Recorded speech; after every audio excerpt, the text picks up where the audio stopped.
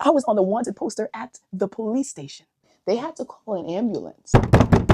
My brother opens the door. I'm high on shrooms. Like, I need it. First and foremost, before we begin anything on this channel, I just want to start off by saying thank you, God. Thank you for this platform. Thank you for this opportunity to be able to tell my testimony. And may it bless somebody that is watching. May this testimony allow someone to know that if God did it for me, then He can do it for them as well.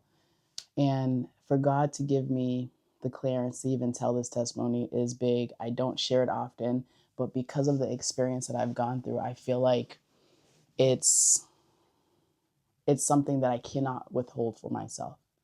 Okay? And may it bless one of you. So where do I start? Where do I start? First off, I did not grow up in the church. Okay, I think we should start off there, right? As a Haitian, typically we talk about, or a Caribbean, church, home, school.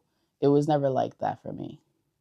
My parents were never religious. I've never seen my parents pray. They weren't people who talked about God. I had to experience it for myself. When I was about, I think, maybe 9 or 11, me and 3 of my other siblings, my parents took us to a Catholic church to get our communion done. So we were learning, we were practicing, and they had this whole entire ceremony for us. And after we finished that portion, I continued to go to church, right? My parents, they didn't come. My mom would come here and there. My brothers slowly fell off. They didn't have to anymore. It wasn't an obligation for them. But I stayed. It was me and my cousin. We would just go every Sunday. And as I got older, I believe it was like my freshman year of high school, I also fell off. Okay, I stopped going. Um, Started dating this guy. Okay, I was a freshman, he was a senior. Probably shouldn't have been doing all that. I was acting way too grown for my age, but it is what it is. That's my experience. I went through it and I can't take it back now. When I was younger, it honestly, it wasn't until my freshman year of high school that I actually grew into my looks. I was not the prettiest adolescent. Okay, I didn't get the attention. Honestly, the guys treated me like one of them. We would play different games. I would bring people over to my house and they would put like spin the bottle or 7 minutes in heaven, whatever. And when it was time for like a guy to, do anything with me, again, I had no business. But when it came time to do something like with me, none of the guys would ever want to do anything. So, I was bullied, right? I did not have a lot of hair growing up. I would get braids. And in middle school, people would call me like Medusa, and the teachers would laugh. Like it was a whole entire thing. Um, and I kind of fell into this tomboyish thing. And I think that happens to a lot of us when, as girls, like we're not accepted. It like naturally just pushes us to go to the other side. And I'm even going to talk about that portion later on in the story. But yeah, I was bullied when I was younger in middle school, all throughout. Um, Freshman year, started dating this guy, got into my look. So now I'm feeling myself. Now you can't tell me nothing, okay? I'm cute now. I know how to dress a little bit, and I'm in the big house. And started dating this guy. Again, I was out here sneaking around. I should have never been dating. My parents didn't know. Nobody knew. I was trying to keep it on the down low. Okay. I'm saying I'm a lot, so let me be aware of that. What then happened? Broke up with that. I got out of that relationship. Okay, it wasn't until my junior year of high school I got into the relationship with a guy who I was with for quite some time, and this was a turning point in my life. So started dating him. Was with him for maybe three years, 3 4 years on and off into that year, and it was quite a ride. He had this whole entire experience for himself. He used to live in Florida, came down here, so he had experienced something in his life, and he was going to this church around the city. So because I stopped going to the church that I originally was going to, I then wanted to visit that church because his testimony inspired me so much that it pushed me to want to see God. Again, I didn't grow up in the church, okay? I wasn't forced to go to church. I didn't know who Jesus was. I went to a Catholic church, and you know how Catholics be. Like that type of stuff. Like I didn't know anything. And honestly, they spoke Creole in service. I didn't really know what they were saying, or they were speaking French. I didn't really understand it. My Creole wasn't the best. I came here when I was 2 years old. So what do you expect from me? Okay. I wasn't understanding. So I was just going to church just to go to church. I honestly was going to church to hang out. I had these two friends that we would like hang out, 2 or 3 friends. That's why I went to church. I didn't go for God. So started going to that church because of him. And I was in that church for quite some time. I'm still in high school at this point. Okay. So I'm here and there. And honestly, a lot of my memory, I feel like I've suppressed because of trauma. So I'm really trying to remember things here. So bear with me. Holy Spirit, help me. So I was going to church on and off. And again, I'm dating this guy, he is the love of my life. All right. I am happy. I'm like obsessed. Okay. I didn't really hang out with people. It would just be him. And I used to try to smoke when I was younger. Okay. And I could never understand it. Like I would smoke and be like, oh, this doesn't work for me. Like I truly thought weed did not work for me. I was like, yeah, I'm not getting high. So like I didn't try it. I merely tried like once or twice. Didn't work for me. I was like, yeah, I'm good. And when I met him, he taught me how to smoke my summer going into college. Okay. Summer going into college, that's when we were smoking a blunt, and he taught me how to inhale, and I got so high. It was such a great feeling that I then became addicted without even knowing it. I was addicted to weed. Okay. So fast forward, me and him, I'm in college now. We're going through a lot of stuff.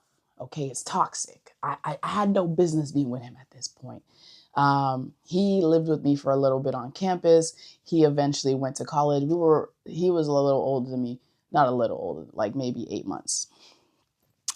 So he was like 8 months older than me. He had to figure some stuff out in high school, so he stayed an extra year. That didn't work out. So then he left, and he was basically living with me. Okay. And he then applied for college. He got accepted to the college that he was going to, and then he went to school. Boom. I was stressing him out, I guess. I was stressing him out. He couldn't handle the stress. He told me, if you act up, we can't be together. I'm like, all right, whatever. So, I'm a crazy girlfriend at this point. Like, I'm like stressed out. So things don't work out in that relationship. He went to school. He was doing his own thing, dealing with other women. I was finding things out, and I was so stressed out. I was living on campus, and I got into the most depressive state of my life. I was so depressed to the point where I started smoking every single day. I dropped to the lowest weight possible. I used to be like 135, 140. I was like 127. I was sticks and bones. I don't even know if that's how you say the word, but I was so skinny. All I was eating every day was maybe an apple. I remember there was this place on campus that I would go to, and I would get like a steak and cheese calzone, but I was eating like once a day. So I was small, but every day I was smoking weed. It got to a point where I was smoking weed and I was drinking Benadryl at the same time, just so I could like sleep. I just wanted to sleep. I just wanted to sleep. I wanted to escape the pain of the relationship that I had just got out of. You know, man, thinking back now, I'm like, wow. Like, I really experienced that. And it's crazy. Like, I was mixing weed with Benadryl, weed with NyQuil. I just wanted to run away from what I was dealing with. And something happened between me and him, something that was a pivotal moment in our relationship and what we were going through, that I was like, yeah, I want out. Like, I don't even want anything to do with this person anymore. They just, God was pushing me away from that. And I'm so grateful that although what I went through was traumatic, I'm glad it happened, because without that experience, I still would have been stuck. I still would have been in that place. So I'm just looking back, hindsight 2020, I'm just glad. I'm I'm I'm grateful. So that happened. I was working at a hospital at this point. I wanted to not live on campus. I was so depressed. I had no friends. I was just by myself. I was never into parties. Okay. So I wasn't partying. I was living on campus. I was going to class and just getting high. That was my life. That's all I did. I didn't want to be there. So my sophomore year, I told my parents, I was like, yeah, I'm good. Like, I don't want to live there. So they bought me a car. So my sophomore year, I'm talking to my ex here and there. Okay. Like, we always stayed in communication. Um, got a car, started working at a hospital doing security. Okay. Met this guy, and he would constantly ask me to go get drinks. Mind you, I'm still dealing with the ex and going through that traumatic experience that I just mentioned. I'm going through this experience and he's interested. He's like, hey, can I take you out to get drinks? I'm like, no, I'm good. Like, and he just kept asking. He kept asking. He was persistent. So what the thing happened between me and him, and finally, like, I'm done. I'm not dealing with this one anymore. Okay. And I'm not even healed yet. I never had the experience to heal from one relationship to the next. It was just always boop, boop, boop, boop, boop. Don't do that. I'm telling you right now, if you're doing that, stop. It's not healthy. So I never healed. Here comes this one. Okay. And he's like, hey, can I take you out for drinks? And he knows what I just went through with this one. And he's just trying to be supportive, which I appreciated.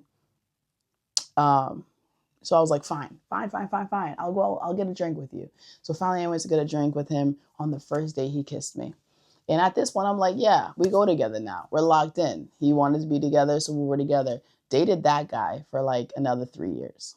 So again, I had no break. There was never time, especially like going into college, leaving high school. I never had a gap where it was like, who are you? Who am I?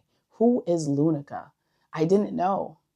All I knew was relationship. All I knew was how to be a girlfriend. So started dating him. He was an amazing guy. I'm not gonna lie to you. He was a great guy. He was gentle with me. He was understanding with me. He was good, but he also just felt like he was just filling a void, honestly. And he also smoked weed. So at this point, I never stopped. I was smoking weed before I woke. Well, no, not before I woke up. When I woke up, okay, before the gym, because at this point, actually, no, I wasn't in the gym yet. I didn't start the gym yet. Hold up, I'm going too fast. Reel it back in. Okay. So I wasn't in the gym yet. Um, so I was smoking when I woke up, before work, after work, before class, after class, before the shower, after the shower, before I ate, after I ate. I was addicted. Everything I did revolved around weed. I could not do something without smoking first. Like, I could have a plate of food in front of me right now. Hold up, wait a minute. Let me go light up, and then I'll get to this plate. That's how addicted I was. And people would be like, "Oh, you can't be addicted to weed." Yes, you can. 100% yes, you can. And if you say you can't, you're a liar. Yeah. Yeah, I'm telling you, you're a liar. Um, so I was smoking and he smoked. So like, he was someone who was taking care of me, he was providing for me. So he was buying weed for me. He was enabling my behavior. And I'm not putting the responsibility on him at all, because I need to take accountability for my actions. But it was just so easy to access. Weed was accessible to me. He would just like buy it for me. And then lo and behold, they put a dispensary right near my campus. Okay. There was a dispensary right there. So I would leave class and go buy some weed. Oh my God, I was a mess, honey. I was a hot mess. So yeah, I was dealing with him for a while. If I can be transparent, and I know my exes are gonna watch this video for a fact. I already know. And if y'all are, hey, how you doing? Hello. that relationship wasn't a relationship I wanted to be in, to be honest with you. Again, it was filling a void. I was broken and I needed someone to fix me. And he was the one because he was there. And then fast forward to 2020, COVID hit. And I told him, hey, I never had the chance to figure out who I was. So I told him, hey, I just want a break. Like, can we take some space? And he was cool with it. We were still keeping in touch, whatever. And I was still smoking weed. It was COVID. I had nothing else to do. April hits, my birthday. Boom. There was this guy that I went to high school with, just a friend. And he was into like psychedelics. He was doing acid. He was doing whoop, whoop, whap, whap, all them drugs, honey. He was doing the darn thing. Okay. So he had put me on to shrooms. Okay. Tried it the first time. It didn't really work for me. And then I was like, okay, let me do it again. So on my birthday, April 11th, 2020, I take shrooms. I get high because, you're supposed to pair the two because, they go hand in hand. You want the real experience. They go together like peanut butter and jelly. Okay. And did that. And that was one of the greatest revelatory moments of my life. I was sitting in this room and I was with a friend of mine and I'm just listening. So everybody was home. Again, I live with my parents. Everybody was home, all my siblings and whatnot. And I'm just sitting in my room listening to everybody talk because everything is amplified at this point. I'm high on shrooms. And I have this revelation that everybody has their own life. And that sounds small, right? But hear me. Everybody has their own experience. Who I am here, who I am at work, who I am with my friends, who I am outside of my family is a whole different person. And I looked at it through that perspective. They're all different. Me and my siblings never had the best relationships. I have 5 siblings. So that's 6 personalities. That's 6 different people. So you have to understand not all of them mesh. So sometimes I'll be cool with maybe 2 of them and be mad at 3 of them. And we can go a year or 2 with never talking. We could be in the same house and never speak. That is how toxic it was. It was toxic. And I'm sitting in my house. I'm like, dang, like everybody has their own life. Like we got to be a little nicer to people. I got to be easier on them. And that's when I created the family group chat. I put everybody in the group chat and that was like a breaking point for us. Like we finally, we were figuring things out. And I just learned to back off a little bit. And after that day on April 11th, I was like, I'm done. I'm done. No more smoking, no more drugs, none of that. Like, God, I really want to seek you. I want you. And I was going to that other church I told you guys about, the one that my ex had put me onto. But I don't know, when I was going to it, even after service, I was smoking. Before service, I was getting high. I remember this one time during finals in college, my sophomore year, I believe it was, or my junior year. Yeah, I think it was my junior year. I was going through finals and I smoked before service because I was coming home from school. I was driving from school to church, and my ex that I was dating after the one that introduced me to that church, he also was meeting me there. And it was like a Wednesday night. And I remember having a panic attack. I've never had a panic attack a day in my life. My hands were like clampy. They were like, I don't know what these are called, but I look like the person from Scary Movie who's like, take my strong hand. Oh my God. I look like that. Like, take my strong hand. And I was just, I was out of it. They had to call an ambulance. An ambulance came to get me. You know how expensive an ambulance is? I don't think I ever paid that bill, but that's not your business, okay? So went to the hospital and eventually I came down from my panic attack. But I was like, what in the demonic realm was that? In church? Oh, nah, son. I think I was just stressed out though, because of finals and like all of that nonsense. I was stressed. Honey, I was stressed. So fast forward from that moment, we're going back to COVID. So COVID hit, like I said, the church shut down. There was no more church. Okay, it was bedside church at that point. We was watching online. I had this friend. Let me actually. I feel like I'm skipping. Let's go rewind. Okay, 2019. I'm still dating that guy. I'm going to school for nursing. Nursing's not working out. It's not for me. So I changed my major to exercise science. Funny thing, God is so good. I had taken all my classes. So it was my junior year. And I'm like, dang, like, I don't know what to do with my life. Like, I don't want to do nursing anymore. So I took a semester off of school and I was like, God, show me what you want me to do. So I start asking people around, I'm like, hey, what do you see me doing? What do you think I should do? Boop, boop, boop, boop. And everybody's like, you always were into fitness. You always were a good basketball player. You always athletic. Why not go do something along those lines? So I'm like, funny y'all say that. So when I go back to college, I'm like, hey, I want to change my major. And they were like, oh, really? Well, we just had this new program. It's called exercise science. And I'm like, but I don't want to be behind. They were like, wait a minute. Because everything that I've taken, all my core classes, all of that it fit, like all the bios, all the maths, all the stats, all the anatomy and physiology, all of it. It fit the curriculum, or the course catalog, whatever you call it. It fit. So what I had already taken was good for the new major that I was going for. I was like, look at God. Like when you thought you was behind, God said, you're right where you need to be. Okay, you better catch that one. God said you are right where you need to be. So I ended up going to school for that, switch majors, and I fell in love. I fell in love. 2019, like I was so in love with what I was learning. Man, oh man, and I was not behind. I wasn't behind. I was right on time. Okay. So I then started getting into fitness because I had really bad scoliosis. And I had like a really bad arch in my back.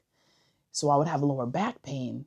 So I had really bad lower back pain. So I was like, dang, like I want to get into fitness so I could fix it. So that was the main point of it. And then I got into fitness and I fell in love with it because of what I was learning. I knew how the human body worked. I was learning about kinesiology. It was amazing. I was learning about how fat cells work. I was learning how to, build a body. I was learning how to, my mom's diabetic. I was learning how to take blood sugar. I was learn how to take blood pressure. All of that stuff was so interesting to me. So I learned it and I got into fitness.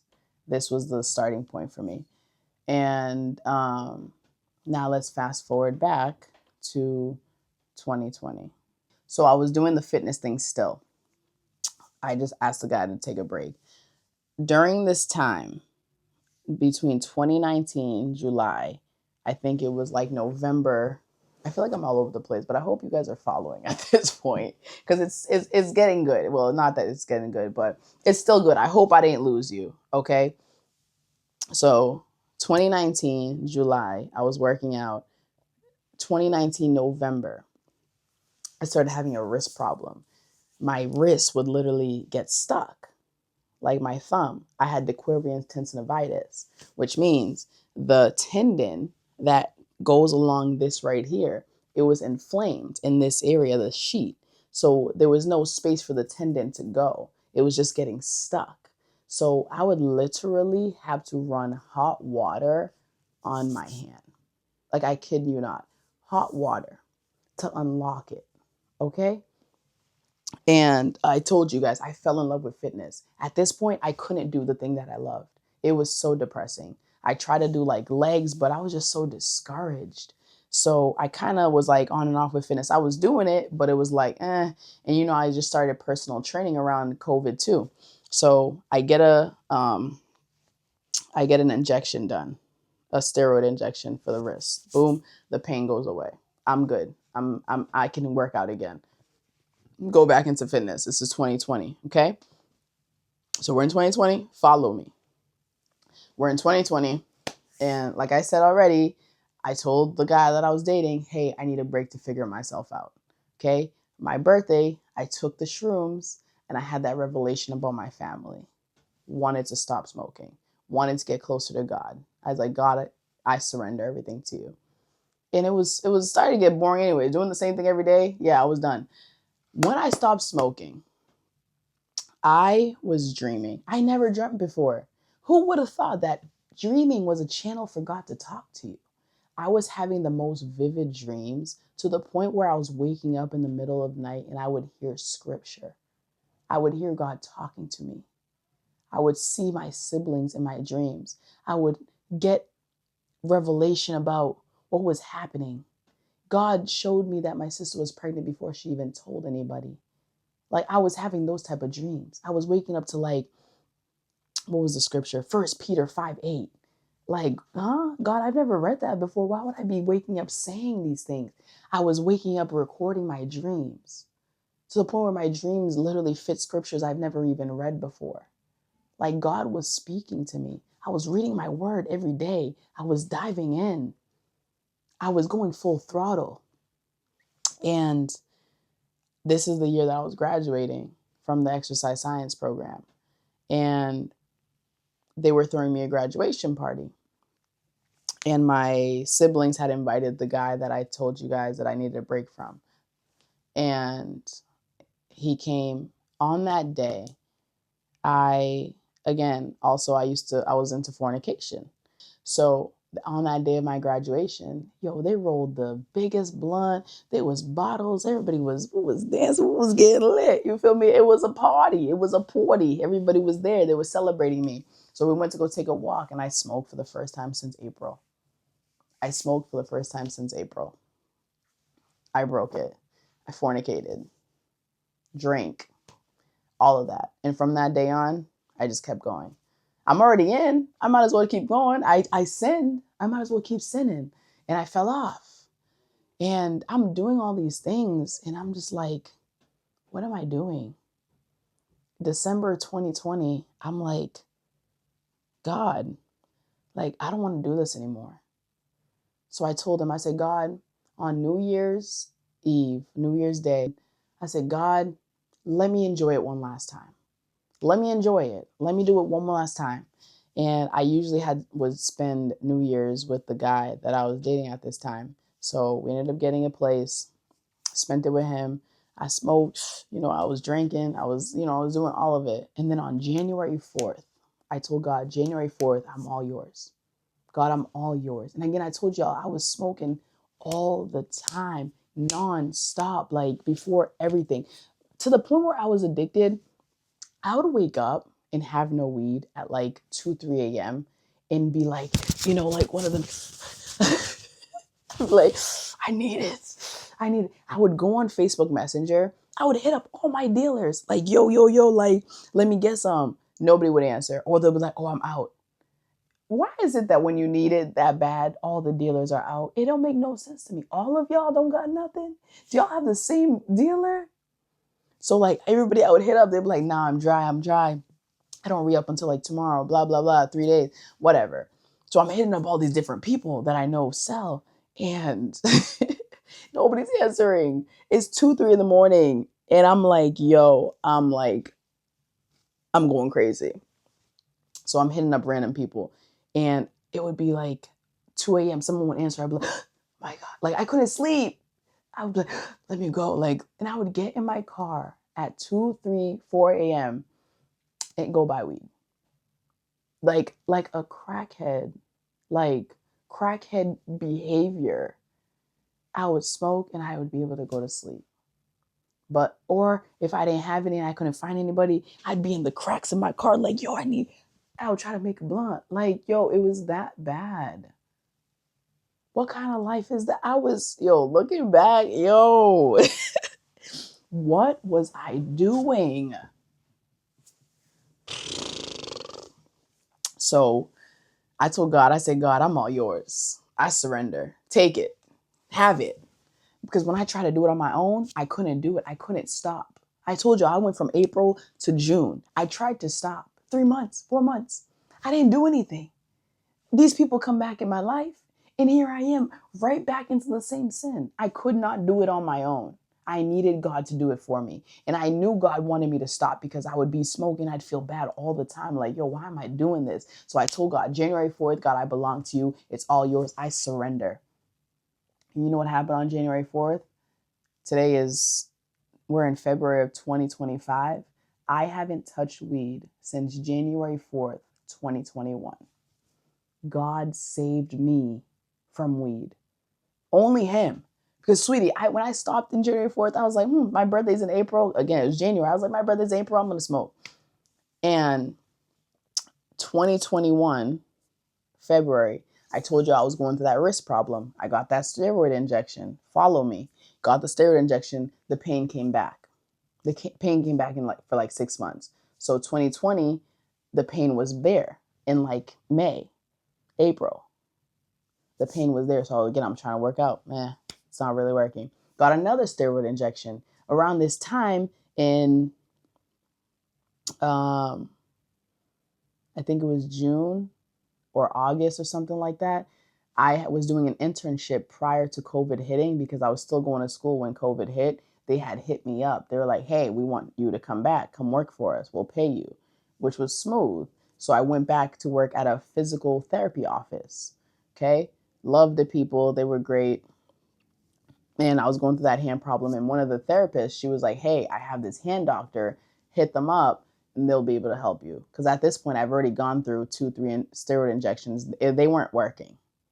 The first one was cool. It gave me like 6 months of relief. Pain came back. Took the second one. Pain came back after like 2 months, maybe a month. It was not working. They would give me like soft tissue massages on it. I was literally having to wake up in the middle of the night and like shake my hand to get blood flow. I would have to pull my finger back in place. Like my hand was jacked up. I would have to go hot water, run it under the hand when I first woke up in the morning to just get it to loosen up. It was done. I had a splint, a wrist splint that I would wear. So she recommended to the hand doctor. I went to the hand doctor and they were like, this is what's wrong with you. We can cut open this space right here so that we can open up the area so that the tendon can freely move.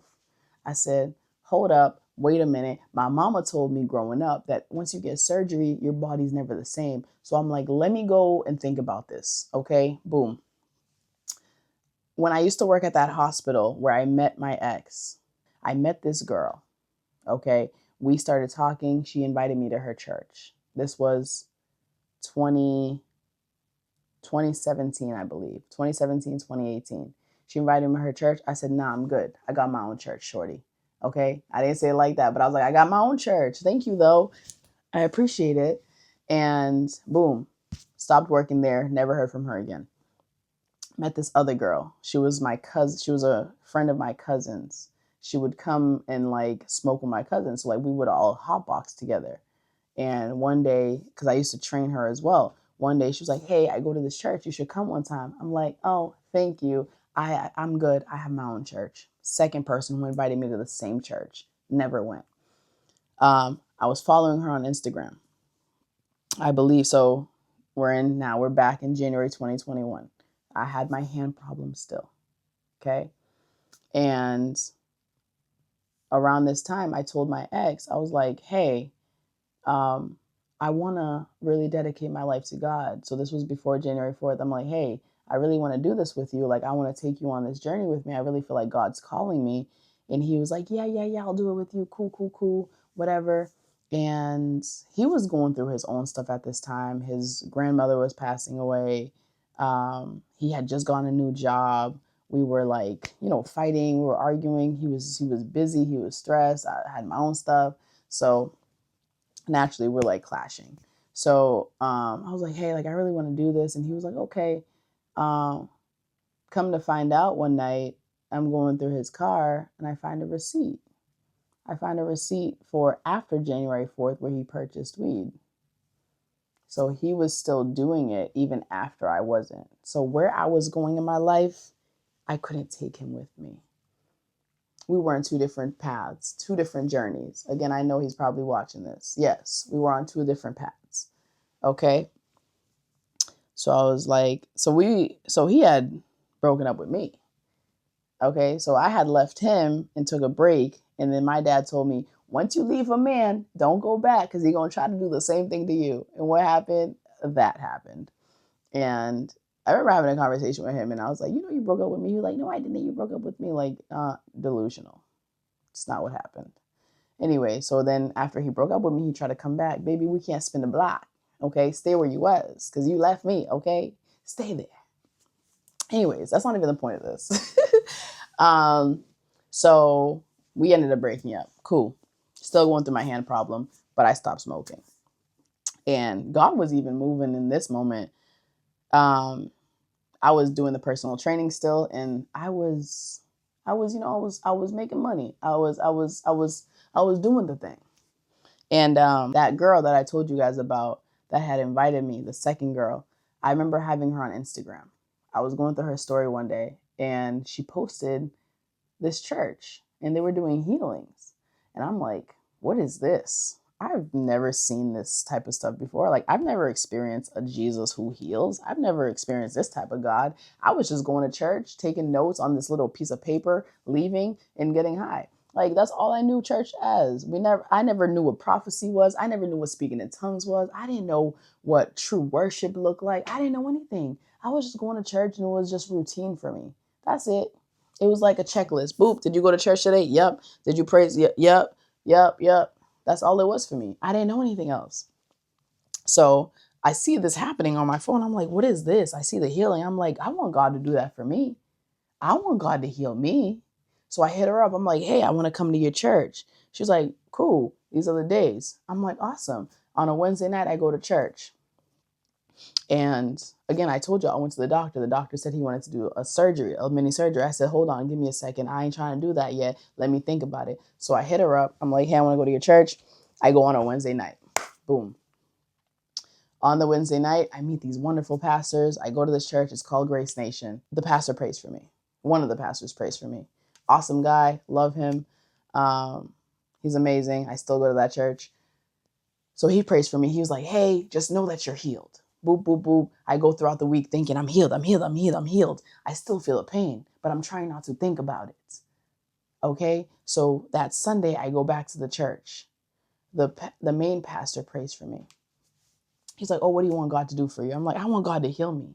So he has somebody come up. He has her tell her testimony. And then he was like, put your hands on her. And through her, he prayed for me. I kid you not. That same day, back in February of 2021, I have never felt that pain ever again. Ever. To the point where that same day, I'm doing push-ups. Mind you, when I used to do push-ups, the wrist problem got so bad to the point where I would have nerve issues up my arm. Like, it would hurt that bad. I would do push-ups and it would hurt. That day he touched me, I never felt pain again. It's been, 4 years? 4 years. And I've never had a hand problem ever. And I've been consistent in my fitness ever since then. You can't tell me God's not real. You cannot tell me. And that's the day I was like, wow, I don't know who this God is, but I want to get to know him. I gave my life to God that day. Yeah, I was going to church, but I was never fully invested. And as I was going to this church, God was doing something new in me. I told y'all January of 2021, I stopped smoking. Because of that church, I told y'all I was going to smoke on my birthday. That church was molding me. It was transforming me. It was refining me. It was removing the bad stuff. It was purifying me. And I was learning. And I didn't want to go back to my old life. I didn't want to go back to the life that God pulled me out of. I didn't go back. But check this out. So I told y'all I stopped smoking. I was never a drinker. Never. But I was still drinking. Okay? It got to a point where, because I no longer had weed, I was replacing alcohol for it. It got to a point where I would buy like a handle of the Taylor port. I know y'all know what that is, that Taylor port. I would get a handle and just drink, just drink and feel nothing. I felt nothing. Man, I felt nothing. It was like I became so desensitized to alcohol. I was just looking for a feeling. Just looking for it. And fast forward, to December, Christmas Eve of 2022, I haven't touched alcohol since. It's been 2 years. So I haven't smoked since January 4th, 2021. I haven't smoked since January 4th, 2021. And I haven't drank since December 23rd or 24th of 2022. God, only God, only God. It got so bad with the alcohol to the point where I'd be going out with people, like on dates or whatever, and I would drink to numb myself so I could be free, so I could just be comfortable. Like I would drink before I would leave the house. Who does that? Like, girl, I was tripping. Like cooked in the head, like allowing the devil to play with my mind, allowing him to rule my life. In Christ and still. Because I was going to church. I was going to church 3 days a week. 3 days a week, still going to church. Doing this, drinking like this. Stopped smoking, but still drinking. But yeah, I haven't drank since then. And let me also tell you, I completely skipped over this story. When I was in college, so we're rewinding. We're rewinding. When I was in college, I had met this guy that I had known when I was like younger. I didn't know him personally, but I knew of him. And I saw him on campus one day. And he was like, hey, like, oh no, I saw him on campus one day. We said hi, boop, boop, boop. Took his Snapchat down, had him on Snapchat. One day I'm on Snapchat. He made a post. He was like, oh, if you want to make money, hit me up. I hit him up because who wouldn't want to make money? I'm trying to make some cheddar. I'm trying to make that money. Okay. So I hit him up and he was like, yeah, this is what you need to do. Baby, I became a scammer. Yeah, I was a scammer. I was out here scamming. I was out here recruiting. I was out here taking social security numbers and I was picking up debit cards. Man, and yo, my life, I'm trying to tell you, I've been through some things. But I'm so grateful to God. So I was scamming, got caught up. Yeah. And mind you, I'm doing the scamming. And while I'm doing it, God is telling me to stop. I stopped and went back. The money was good. It was good. Who wouldn't want to make money off one person? I was making a couple thousand. Like, who wouldn't? Come on. I was living my life, honey. I was flying out with my ex, blah, blah, blah. Like, I was a hot mess. Still messing with him. Oh, no. Actually, I lied. So I was still talking to him, dating him, whatever we were doing. It's just a mess. It wasn't even a relationship at that point. I was just obsessed. Flying him out, doing this, boop, boop, boop. I was buying things. I was just living my life. I was making some money. Spend a check and get it right back type of vibe, okay? So, follow me. Don't get lost.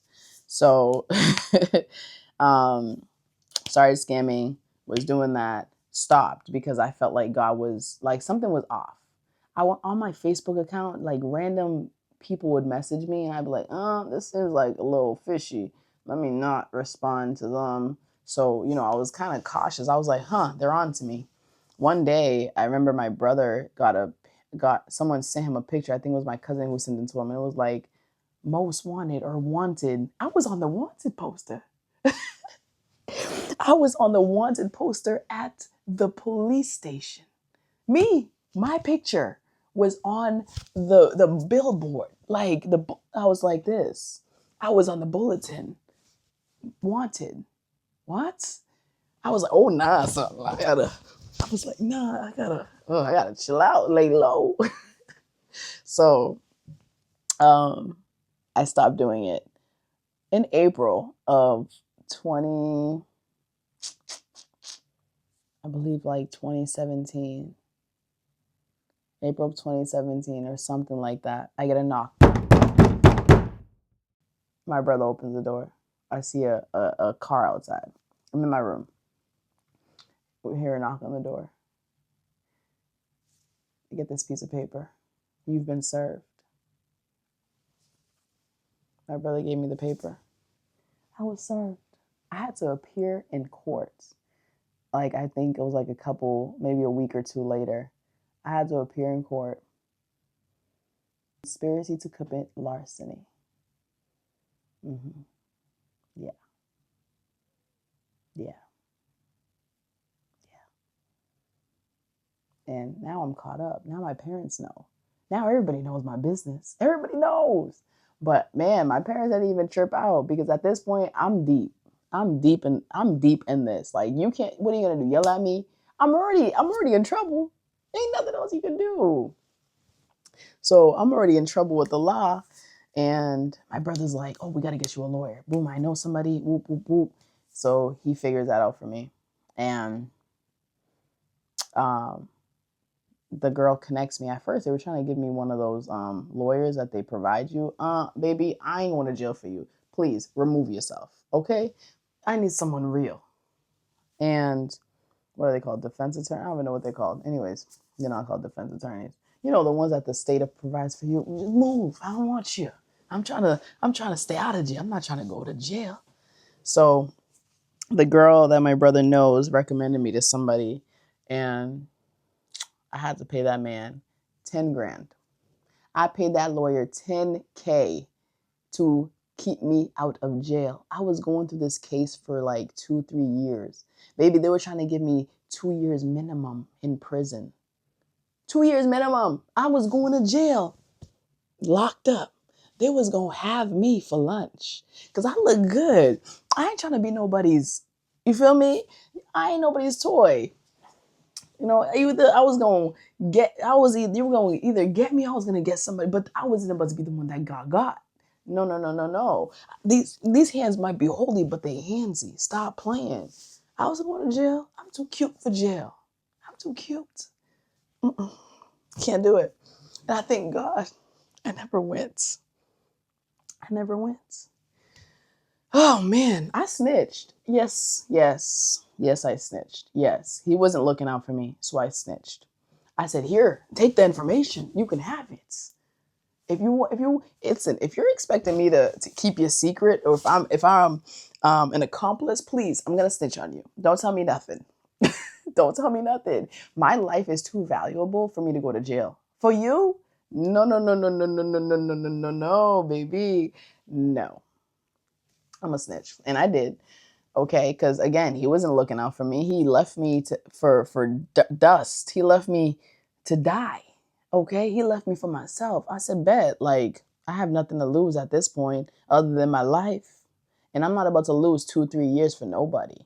Someone who doesn't even care about me. So yeah, I snitched. I did. And I ended up getting probation for, I think, a year or two. I don't remember. It feels so long ago. But man, I have never had any problems in life because of it. Never. Because God's been looking out. When you are truly a child of God, God will open doors for you that no man can close. No man. I don't care who you are. You ain't closing this door. If my God said yes, who are you to say no? Move aside. So, yeah, never went to jail. God kept me out of that. What else did he get me out of? When I was finished with that guy I dated in high school, I ended up getting into homosexuality. Yeah. I didn't really do nothing. I didn't do nothing like that. But I'm like a tomboy. So naturally, I mean, I'm gonna be like the stud, right? There was this girl who used to like me when I was in high school. And I never went that way. But girls just think I'm attractive. Like, naturally, like, women would always be like, "Oh, I like you." Like, "Oh, are you lesbian? Are you this? Are you that?" Like, I still get it even to this day. I don't look for it. It just looks for me. I don't know, but I don't play that side. So there was this girl. At this point, I'm broken. Like, I'm going through all this stuff with my ex. Like, I'm broken. So yes, I'm available at this point. So I ended up talking to her. The most thing we ever did was kiss, but the enemy, the devil was a liar. He will lie to you. He will lie to you. And I'm so glad that I never fully got into that life. Never. Like, God has always, always, always, always, always, always been looking out for me. Even when I didn't know it, he was looking out for me. Always protecting me. When I wasn't even praying to him, he was protecting me. And I'm so grateful. I'm so grateful for who God is, his character, everything about him, his gentleness, his correction, his love, his mercy, his grace, his provisions, his protection, his healing, his comforting. Because in a lot of these situations, I did not think I was going to make it. I did not think I was going to make it. Even like getting out of relationships, I've always, because I've never known myself outside of a relationship, I was just looking for love. Looking for love. Next, next, next, next. Looking for someone to love me. Whole time, God is the one calling me to him. Him wanting to teach me what true love is. And me always running away from it, trying to look for a man to fill that void when I have the man from Galilee. God is right here. And I'm like, nah, I want a real man. I want a physical man. And I've had to learn, even like now, I'm in the season where I don't even care for relationships. I'm good. I'm good. I don't want to date nobody. I don't want nothing. I'm good. I want nothing but God. That's it. Me looking for a relationship has ended in nothing but chaos, mental turmoil. It hasn't been good. And I feel like I was in a constant cycle, like I was a hamster on a wheel. This was just running, going nowhere fast. Just running in the same cycle over and over and over and over and over and over and over and over. Wasn't going anywhere. Relationships are not for me. And like every time I got in a relationship, it was like this. Me and the person. Just like boop, boop, boop, boop, boop, boop. And I had to learn, still I'm learning what it takes to be a woman, what it takes to be a true woman of God in a relationship, in what's supposed to be marriage, learning what submission looks like. But first, before I could submit to a man, I got to submit to my Father. I got to submit to the one who created me before I could submit to any man. You feel me? But yeah, all of that to say this, God has been so good. God has been so good. And if he could do all of that for me, and there's things I didn't even tell y'all yet. Maybe I'll do a part 2. I don't know. But there's like so much that I've gone through that I didn't even say on here. It gets a little deep. You feel me? It gets deep. But maybe next time I'll get into it. But man, God has been so good. All I can say is thank you. Thank you. Thank you. Thank you. Thank you. And to see the transformation from who I used to be to who I am now, like only God can do that. The healing power that he has had within me, removing bitterness, removing envy, removing hate, removing anger, all of those things so that I could be who I am today. He has molded me and he continues to mold me. He has refined me and he continues to refine me. I'm getting better every day. I'm not perfect whatsoever. That's why it's called imperfectly perfect. I am the furthest thing from perfect. I am jacked up. I can be broke, busted, and disgusted. I can be. Trust me, I was. But because of the one I serve, I am made whole. I am fearfully and wonderfully made. Man, I am a king. I am a child of God. I am a woman of God because of the one above. And I give him all the glory, honor, and praise. If it wasn't for God, I would not be here. I say that with confidence. I would not be here. But because he has looked out for me, because he has a greater purpose for me, there are places I'm called to. There are people I'm called to. I could not be in jail. I could not be dead. I could not be in homosexuality. I could not be sitting up smoking weed, getting high all day, getting drunk all day. That's not where God could see me. because there is a place and a purpose for me. There is an anointing over me. There is a calling on my life that I am to fulfill. And those things that I was dipping in and dabbling in, it could never. Those things could never. And who am I to serve a God who saved me, who calls me by name while doing those things? I can't. You can't serve both. How dare I? But God, His grace. Like, how can I serve a God and do those things? I was idolizing those things. I had to learn how to worship the one above, the one who created me. And I'm so grateful. And I hope you were blessed by this. I hope this helps somebody. I just told y'all all my business. I just told y'all everything. Y'all know everything about me. Not everything, but y'all know a lot of things that I have experienced. And again, maybe I'll do a part 2 and really go deeper and dive in to, these experiences that I had. But I hope I didn't lose you. I know I was kind of all over the place. I've never done this before. I've never really told my testimony like this, and especially in front of a camera. But I hope this blessed somebody. I hope you know that you are not too broken for God. You are not too broken for Him. He will take those broken pieces and put them together and make you whole. Trust me. He did it for me. And He's still doing it for me. Because sometimes I can be hard-headed. Sometimes I can be a little jacked up. I know I'm not perfect. I slip up sometimes. But man, He has been so good. He has been so good to the point where it sometimes feels like I don't even deserve it. But I do deserve it. And you got to understand that you do too. You are not too broken for Him. You are perfect. You are imperfectly perfect. And if you just surrender, if you allow Him to do the work, stop trying to do things on your own. We cannot do anything on our own. Trust me. I tried. I tried to stop smoking weed on my own. I tried to stop drinking on my own. But it wasn't until true surrender I was like, God, here, take it. That's when I was able to step and move out of those things. Even relationships, idolizing marriage, all of that. It wasn't until I was like, here, God, I don't want it. Take it. That's when He can do the work. He will never do something for you where you try to take the credit. You got to be so desperate. That's when God can do it. Because at the end of the day, only He can get the glory. You can never say, oh, I did that on my own. No, baby. God gets the glory. He says, I put you on the right path for His name's sake, not your name.